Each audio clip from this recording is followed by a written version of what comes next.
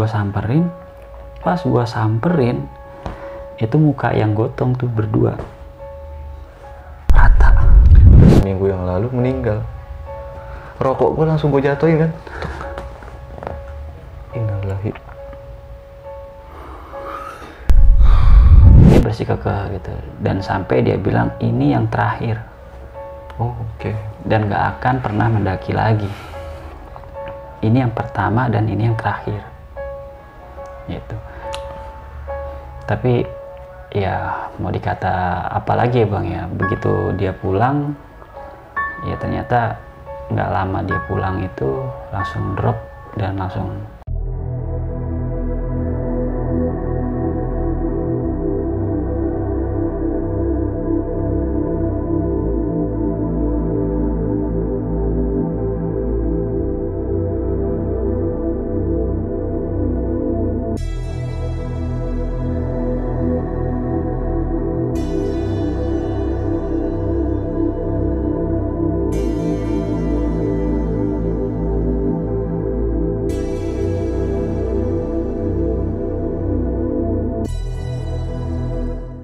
Assalamualaikum warahmatullahi wabarakatuh. Balik lagi masih bareng gua Indra di Stories Pendakian dan Urban Legend. Apa kabar teman-teman semuanya? Semoga kalian sehat selalu dan dalam lindungan Allah Subhanahu wa taala. Nah, di kesempatan kali ini gua kembali menghadirkan narasumber nih. Dimana narasumber gue ini akan bercerita pengalaman pendakiannya bersama gue pada saat itu. Dan kita bertemu dengan pendaki perempuan yang ternyata sudah meninggal. Oke, langsung aja yuk kita kenalan sama orang yang ada di sebelah gue ini. Halo Bang Reja. Halo Bang Indra. Gimana kabarnya Bang? Alhamdulillah baik Bang. Sibukan lu apa nih sekarang? Ya selain kerja ngonten lah. Konten. Nah, di sini lu bakal cerita pengalaman pendakian kita ya Bang ya? Iya, yang waktu ke Gede ya. Iya. Boleh sedikit dijelasin lagi nggak sih apa yang lu alamin pada saat itu? Ya jadi waktu itu hal ganjilnya kita nemu seorang pendaki ya Bang, waktu di air panas ya. Nah di situ ternyata kan kita berpencar tuh, gua ke atas sama Deden, lu di bawah nemenin pendaki perempuan itu. Namun ternyata pas malam gua bertemu nih Bang sama sosok cewek itu. Oke Bang, ditahan dulu ceritanya Bang. Iya. Oke, buat teman-teman sebelum Bang Reja melanjutkan ceritanya nih, buat teman-teman yang belum subscribe, buruan di subscribe. Dan yang udah subscribe, gue mau ucapin banyak-banyak terima kasih. Semoga kalian diberikan kesehatan, dilancarkan urusannya, serta dimudahkan rezekinya. Amin ya Rabbal. Gue juga mau ingetin buat teman-teman yang ingin bercerita atau ingin mengirimkan ceritanya, bisa langsung DM ke Instagramnya indra.stories atau bisa kirim via email yang tertera di bawah ini. Nanti gue cantumin di deskripsi. Oke, tanpa perlu berlama-lama lagi nih, langsung aja kita masuk ke dalam cerita.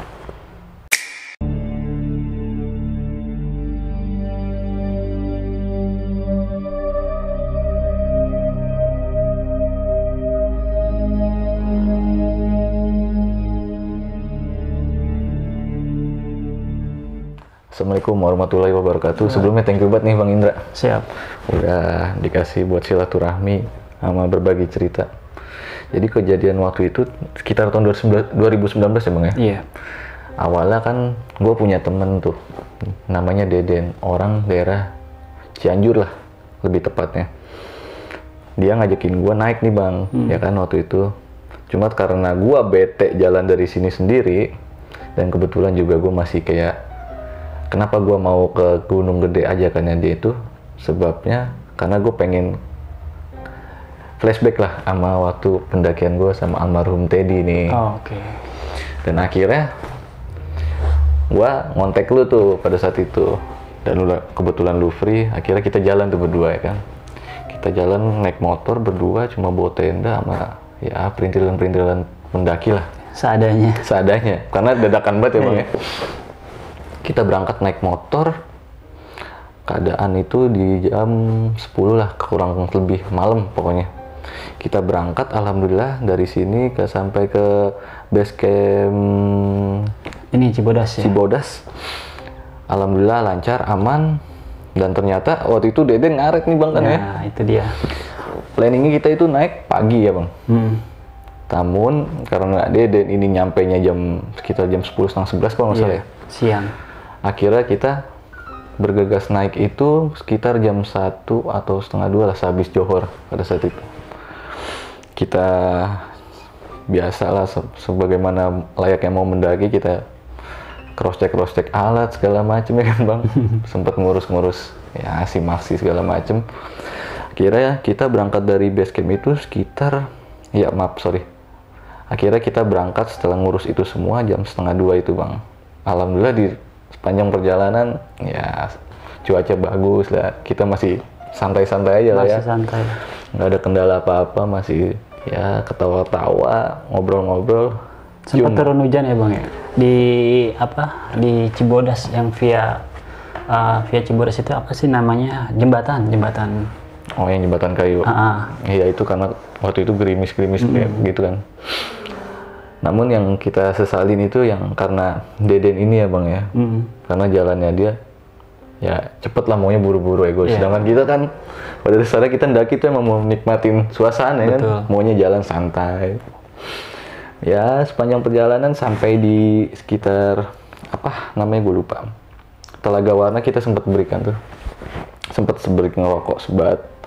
Nyantai-nyantai. Ya kita mulai perjalanan lagi. Sekitar kalau nggak salah 5:30 atau udah mau maghrib ya bang ya waktu itu. Udah mulai gelap ya. Kita posisi di air panas kalau nggak salah. Air panas, kalau sekarang itu air panas yang lama ya, air panas lama. Iya. Jadi nggak tahu kenapa nih kita ngelihat sosok pendaki perempuan nih bang pada saat itu ya kan? Iya. Dengan ya logatnya posisinya itu dia kayak trekking pole. Jadi dia dagunya itu ditempelin di trekking pole gitu kalau nggak salah ya bang. Iya. Kayak muka-muka panik lah, terus juga takut atau sedih, kurang jelas lah. Akhirnya ditegur nih sama Bang Indra pada saat itu ya kan bang. Iya. Kenapa Neng? Itu gua belum tahu tuh bang namanya tuh. Bang Indra negor perempuan itu, namun si Deden tetap melanjutkan perjalanan nih ya kan bang.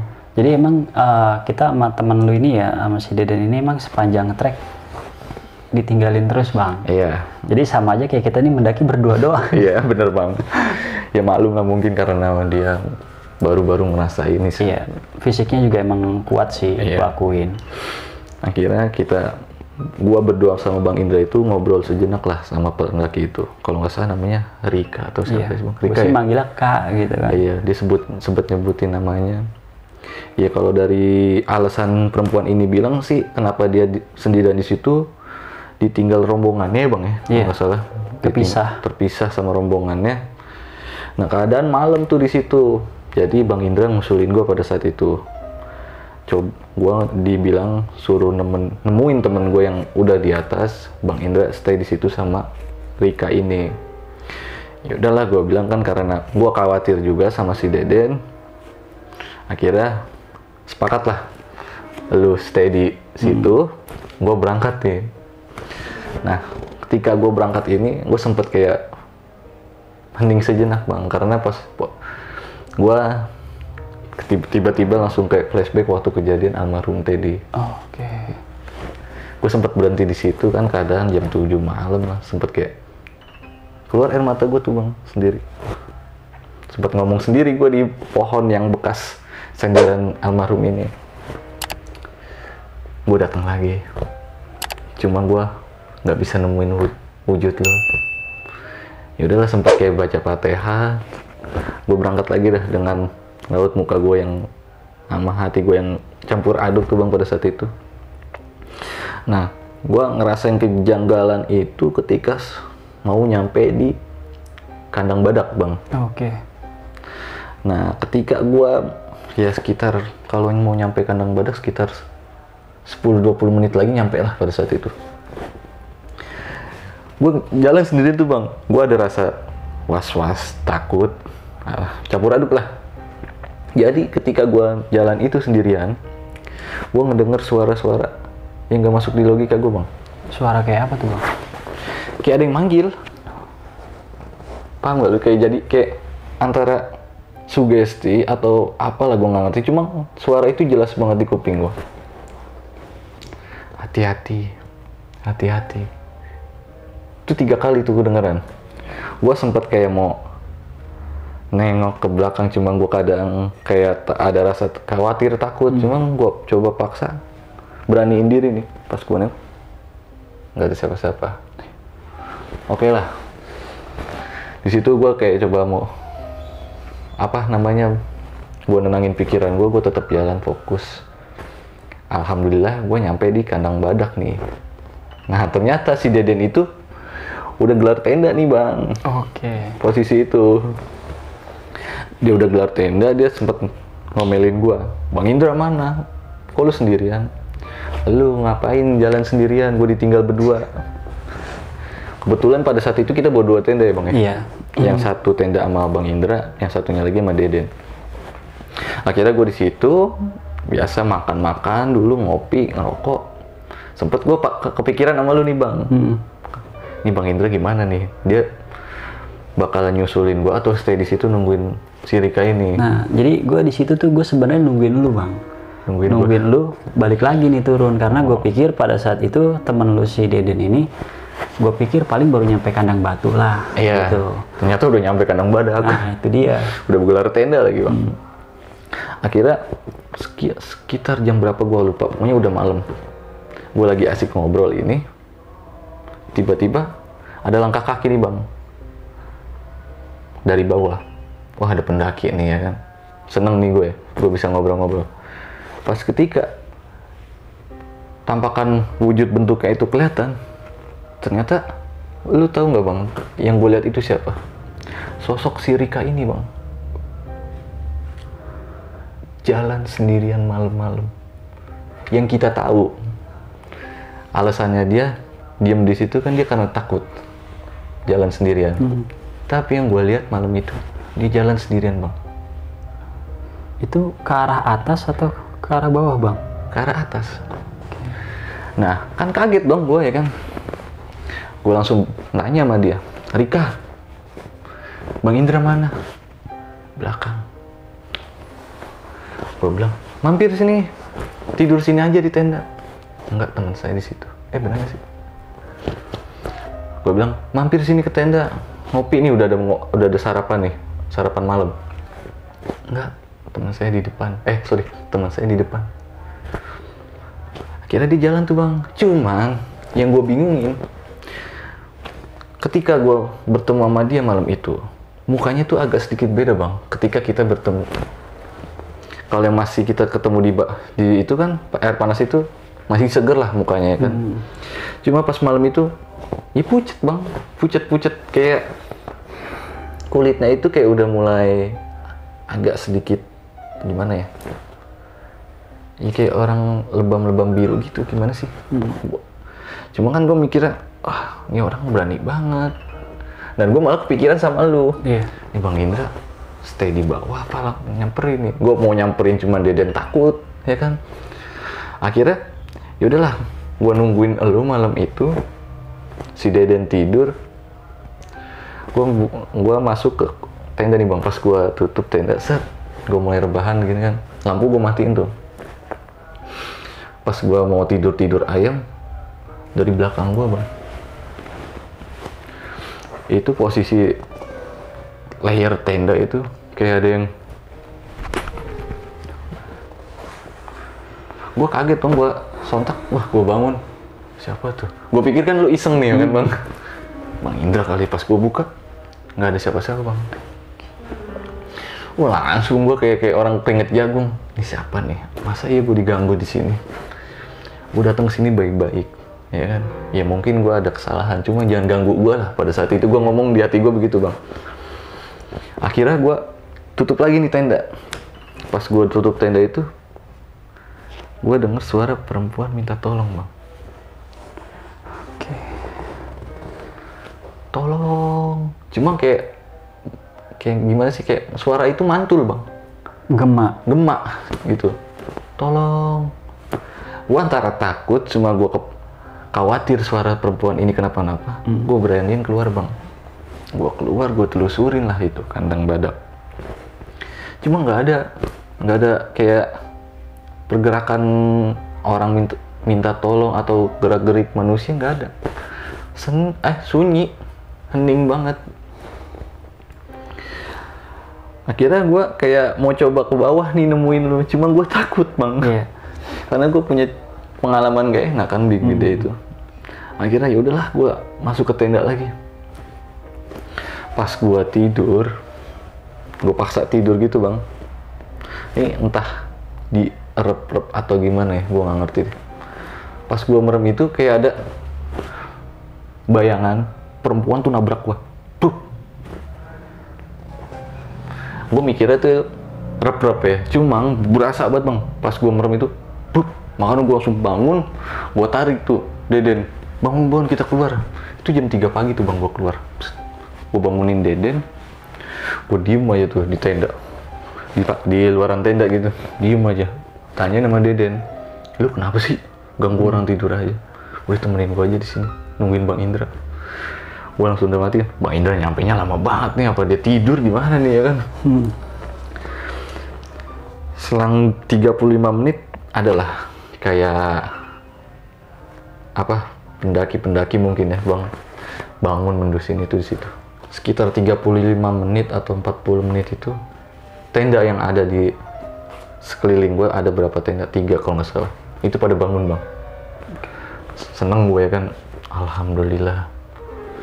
Dia bangun, dia kaget, ngapain bang di luar malam-malam jam 3? Nggak tidur? Enggak, iseng aja mau ngopi ya kan, berdua doang gitu. Iya bang, satu lagi teman saya di bawah, ada pendaki perempuan tadi soalnya katanya. Oh ya udah, gua ngopi ngobrol, jam 4 ngantuk nih bang. Akhirnya gua masuklah ke dalam tenda itu. Tenda, gua tidur tuh pules, dan ternyata gua kebangun jam setengah 10 pada saat itu, setengah 10 pagi. Lu belum nongol nih. Khawatir dong, gue bingung kan. Kata Deden, ayo muncak. Entah dulu, Bang Indra belum nyampe nih. Ngerinya ntar malah jadi main cari-carian. Akhirnya gue bilang, gue masak dulu biar nanti kalau misalkan Bang Indra udah bangun, dia naik, tinggal makan. Akhirnya nggak lama, jam sekitar setengah jam lebih lah lu nyampe kan pada saat itu. Nah gue belum tahu nih versi lu tuh bang. Jadi kalau sebenarnya gini bang, yang waktu gue alamin pada saat malam itu ya, itu sebenarnya di saat gue ngedirin tenda sama dia gitu kan, dia kan di dalam, kan tenda kita kan tenda kecil ya. Nah dia di dalam, gue di luar bang. Gue namanya gue belum terlalu kenal lah, gue pada saat itu gue mikirnya gue di luar, gue bikin kopi segala macam gitu kan. Dia gue kasih minuman hangat pada saat itu kan, karena cuaca juga kan lumayan dingin gitu. Gue kasih minuman. Nah di saat pas gue di luar nih, gue ngopi ngerokok gitu, dia jerit di dalam. Cuma begitu pas gue masuk lagi ke dalam, gue buka tenda, gue tanya, lu kenapa? Posisi dia tidur, ules. Nah mungkin ini kali ya, apa suara yang kebawa angin lah, gue mikir gitu. Nah akhirnya gue coba pikir positif aja, karena gue di situ cuma sama dia doang nih, gue nggak ada lagi gitu kan. Nah akhirnya di situ gue ngopi lagi bang, gue dengar suara tangisan dari dalam tenda. Gue buka lagi, tapi dia tidur gitu. Udahlah, akhirnya apapun suara itu udah gue hirauin lah gitu kan. Nah gue ngopi di luar sambil masak lah gitu ya, masak logistik yang ada sama gue aja gitu kan ya, kayak mie lah segala macam. Gue masak pada saat itu. Nah yang sempat gue kaget itu, gue ngeliat ini loh, apa kayak bukan kayak sih, kayak evakuasi gitu loh. Dia tuh bawa apa, kayu panjang satu, terus diikat sama apa, kain. Nah terus di kain itu ada orangnya gitu kan. Evakuasi ya kan. Logikanya gini bang, gue nungguin lu kan ya pada saat itu, nungguin lu sama temen lu gak nyampe, dan pada saat malam gue ngeliat ada orang evakuasi gitu kan. Nah gue pikir kan, ya gue samperin dong, gue pikir gue jalan gak sendiri kan, gue khawatirnya wah teman gue apa gimana gitu kan. Gue samperin, pas gue samperin itu muka yang gotong tuh berdua rata. Langsung gue masuk dalam tenda pada saat itu juga. Gue masuk dalam tenda, gue lihat ya si perempuan itu memang tidur lah gitu, dan nggak apa ya, pules lah, mungkin gue pikir ya mungkin dia capek lah segala macam. Nah cuma begitu pas gue bangun itu kan agak siang ya, sekitar jam 8-an kalau nggak salah gue bangun itu. Gue bangun sekitar jam 8 itu dia udah nggak ada. Nah gue pikir namanya gue bangun kesiangan kan ya, mungkin dia udah jalan kali, udah ketemu sama rombongannya gitu kan. Ya udah gue langsung packing. Gue mikirnya gue nyariin lu juga kan di atas, gue packing, gue bergegas lah ke atas gitu kan, nyariin lu sama Deden. Nah cuma pada saat pas gue packing pada saat itu ada barang yang ketinggalan. Oh, yang dompet itu. Nah akhirnya dompet itu gue bawa lah bang, dompet itu gue bawa. Gue pikir karena gue buru-buru ya udahlah gue bawa aja dulu. Kalau misalkan toh dia ada di atas nanti bakalan ketemu, karena gue bakal ke atas juga kan. Atau kalau misalkan dia emang udah turun, ya udah nanti gue titipin aja lah di bawah gitu kan. Nah akhirnya di situ gue nyusulin lu tuh ke kandang badak. Ya cuma kan yang nggak masuk di nalar gue nih bang, ya kan, perempuan ini sama lu malam itu ya kan. Terus yang gue lihat siapa? Tapi lu kepikiran gak sih kalau misalnya pada saat itu emang bener dia? Ya gue berpikir positifnya ya dia, cuma kan ada sedikit keraguan nih bang di diri gue. Lu nggak mungkin ninggalin, walaupun itu bukan rombongan lu nggak bakalan mungkin ninggalin temen lu kan, kasarnya begitu. Cuma kok yang gue bikin bingung nih anak bilangnya lu ada di belakang nih, cuma nggak nongol. Gue mau nyamperin gue takut, ya antara juga nggak tega ninggalin si Deden. Nah pas ya udah jadi kayak anjir, yang gue lihat siapa ini gitu loh. Cuma ya begitu bang, yang gue bilang tadi, balik lagi, mukanya, wujudnya itu agak sedikit berbeda. Dan akhirnya kita melanjutkan perjalanan kan. Pada saat itu kita rapi makan, kita muncak lah ya kan. Ya sepanjang perjalanan menuju puncak ya aman-aman aja lah ya kan, nggak ngalamin teror atau bertemu sosok wanita inilah ya kan. Kita yang sempet nyari kan di puncak, ini orang kemana kok nggak ketemu. Positifnya kita mungkin dia lintas pada saat itu kan. Akhirnya nggak lama itu kita di puncak, ya alhamdulillah cuaca cerah lah pada saat itu. Cuma angin aja sih. Iya, anginnya bikin masuk angin. Kira nggak lama di puncak kita turun bang ya. Turun kandang badak, kita bebenah lah segala macem. Kita mulai turun lagi tuh bang, karena kita nggak jadi lintas kan, jadinya lewat Cibodas lagi. Posisi lu di belakangnya. Iya. Nah ketika mulai pendakian turun itu, posisi Deden tuh biasa kan di depan, gue di tengah. Sempet kayak ada space beberapa meter lah jarak antara lu sama gue. Nah di tempat yang gue dengar suara itu, gue ngalamin sesuatu lagi bang. Jadi suara itu muncul lagi bang, cuma dengan beda kalimat. Yang awalnya pas gue naik itu gue dengar suara hati-hati, namun yang pas gue turun dengar suara ketawa.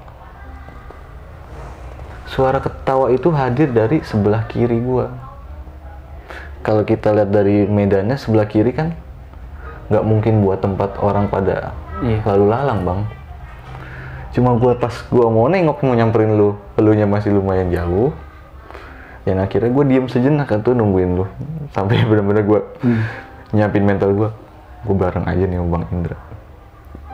Dan gak lama kemudian lu nyampe tuh, dengan ngeliat muka gue sedikit beda kan. Dan akhirnya kita nggak lama jalan lagi tuh bang. Ya sepanjang perjalanan, yang seperti yang gue bilang ke lu bang, nih tempat gue ngalamin kejadian di sini bang. Kira kita sempet berhenti di situ sebentar ngerokok. Gue sempet bengong, cuma diomelin sama lu jangan bengong. Iya. Kira nggak lama jalan lagi lah pada saat itu. Kira kita berangkat lagi tuh bang ya kan. Berangkat lagi, ternyata kita ketinggalan jauh nih sama Deden. Kita jalan santai aja berdua. Kayak kayak ngobrol-ngobrol, lu flashback cerita lu, gua flashback cerita gua. Akhirnya keasikan ngobrol, kita sampai lah di base camp pada saat itu ya kan. Dan lu coba buat balikin dompet itu kan, nyari tahu info perempuan itu. Gua nemuin Deden makan, cuma lu kan posisi masih nyari tahu nih posisi wanita itu siapa. Ya lu bilang pada saat itu nggak ada kan pada saat nggak itu. ada. Jadi ya gue langsung kepikiran ya, karena pada saat itu yang gue tahu dia domisilinya daerah Tangerang lah ya. Iya. Ya udah, akhirnya gue pikir ya udahlah, kita sekalian pulang. Kalian balikin ya. Iya. Kita belum curiga tuh Bang pada saat itu ya kan. Ya nah, kira kita berpencar lah waktu itu ya Bang sama Deden ya. Setelah rapi-rapi, bersih-bersih makan, Deden pulang ke Cianjur, kita berangkat lagi nih berdua naik motor. Dan berangkat kita dari Cibodas, nyampe di rumah lu waktu itu kalau nggak salah malam atau gimana, gue lupa lah. Pokoknya udah mulai gelap lah. Nah lu waktu itu kan bilang sama gue, gimana kalau kita langsung balikin aja nih. Siapa tahu dia butuh banget nih, karena kan kartu identitas penting banget lah ya Bang ya. Akhirnya karena gue mengiyakan lah pada saat itu, karena gue masih ada space libur lah sehari. Kira gue berangkat lah sama Bang Indra ini nih. Ya lah, naik motor, telusurin lah, nyari tahu rumah si Rika ini. Dan alhamdulillahnya setelah muter-muter itu kita ketemu lah nih Bang ya. Iya. Pertama Bang Indra nih awalnya yang masuklah ketok pintu rumah perempuan ini. Gue masih di belakang, masih di motor. Nah pas lu ngetok itu kan yang keluar pamannya atau siapa sih Bang? Iya. Pamannya ya? Yang keluar pamannya lah pada saat itu. Nah gue penasaran dong, gue nyamperin lu kan. Pas gue nyamperin lu itu, kita ngeliat ibunya itu kayak masih sedih lah ya. Sedih, gue nggak ngerti lah pada saat itu, gue belum tahu sedihnya ini karena apa ya kan. Dan lu pada saat itu kalau nggak salah lu ngasih dompetnya itu beserta KTP-nya, namun pamannya ini kayak kaget ya Bang ya. Iya. Gue belum ada pikiran aneh-aneh lah pada saat itu. Lah kok dia malah kaget gitu. Aturan kan seneng ya Bang, kalau logisnya kita seneng nih KTP ya dikembaliin, ponakannya dibalikin. Kok dia wujudnya responnya malah kaget, ibunya malah kayak sedih gimana gitu. Gue bingung tuh Bang, ini kenapa? Kan gue sempet kayak nyenggol, ada apa sih Bang? Nah akhirnya selang beberapa menit pamannya ngucap lah pada saat itu ya kan. Iya. Gue kalau bisa digambarin, kalau lu masih inget, gue megang rokok pada saat itu kan Bang. Gue kayak mau nyalain rokok ketika paman yang ngucap, si Rika sudah seminggu yang lalu meninggal. Rokok gue langsung gue jatuhin kan. Innalillahi. Gue bingung kan, gue sempet nengok lu, Bang, ini bener ya kan? Rokok gue jatuh, gue langsung kayak mundur tuh sejenak. Yang gue lihat siapa? Masa iya gue ketemu pendaki meninggal?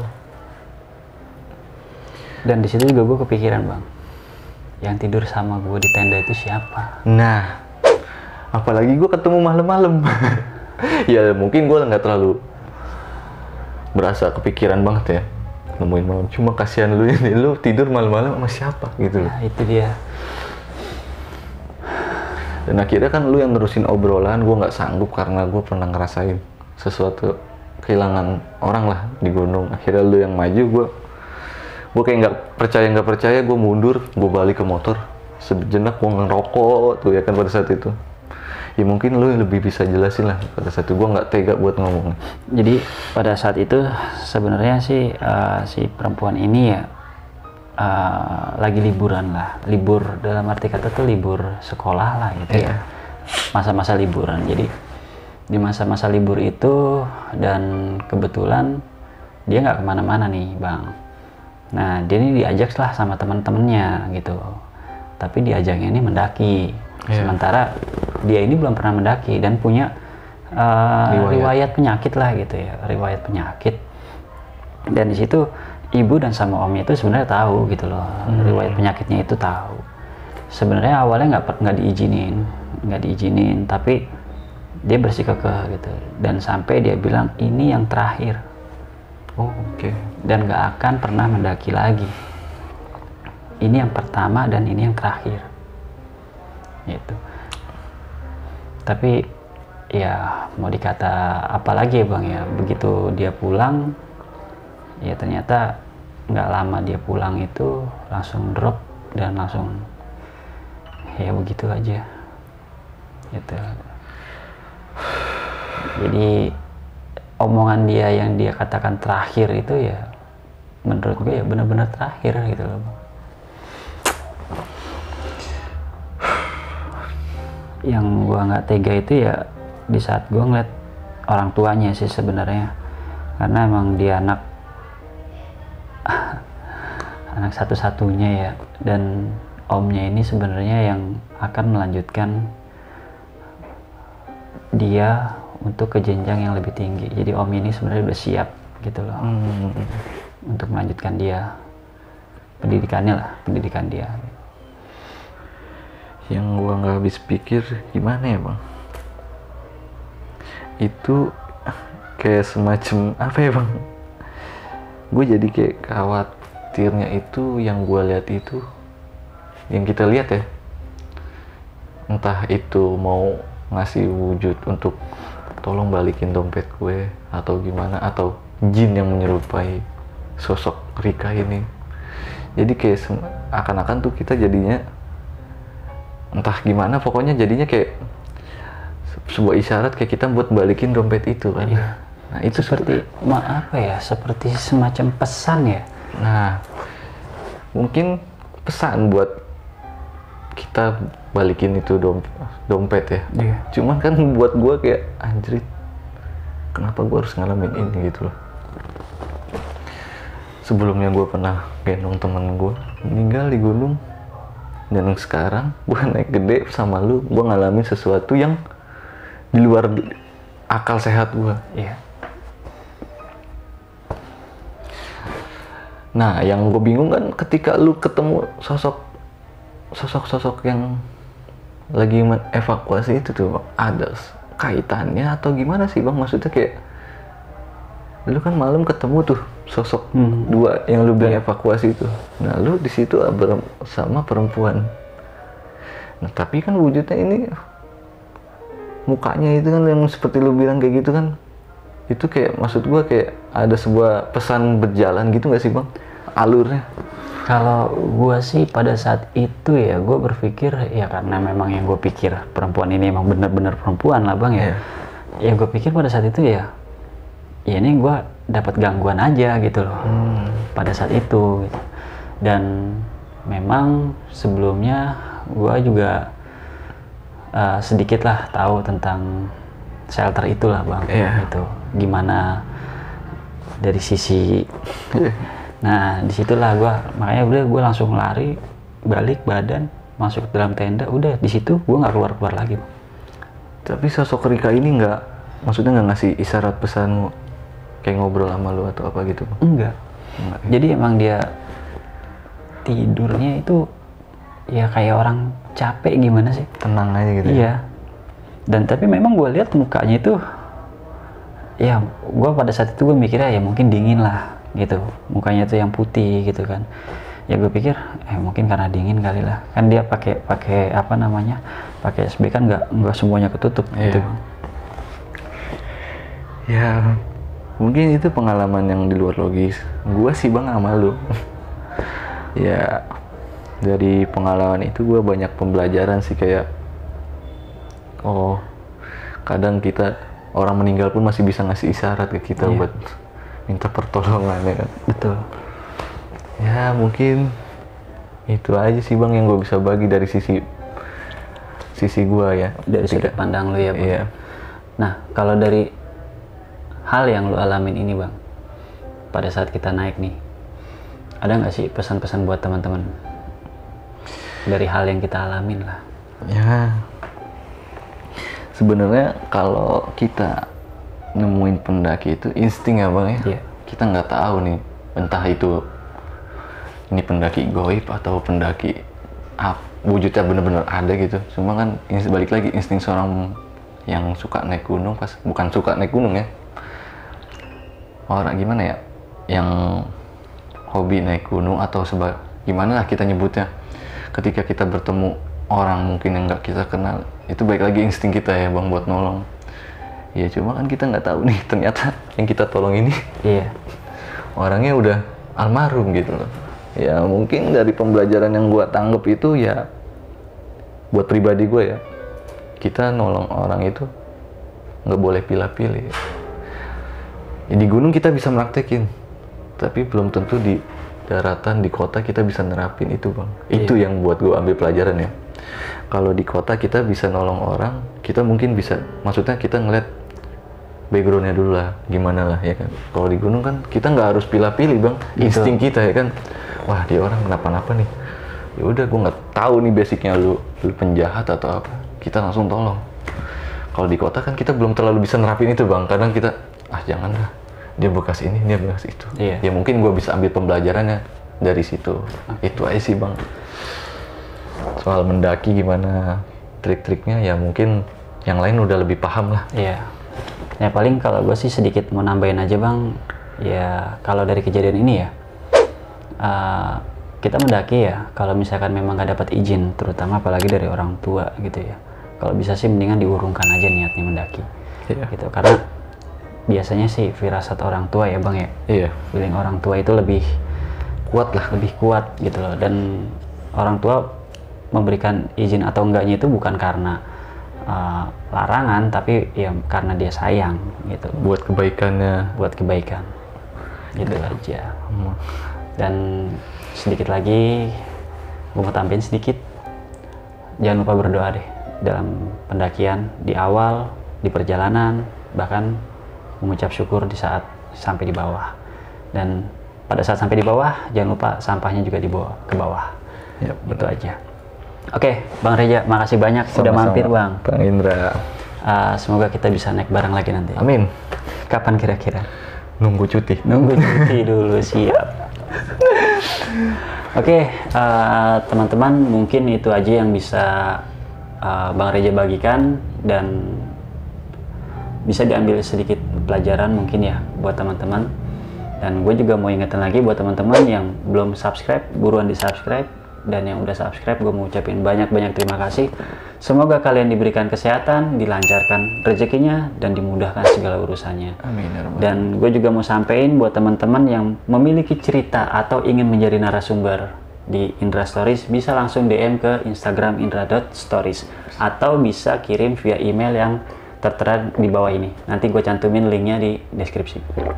Oke, sekian dulu dari gue Indra, dan di sini ada Bang Reja. Wassalamualaikum warahmatullahi wabarakatuh.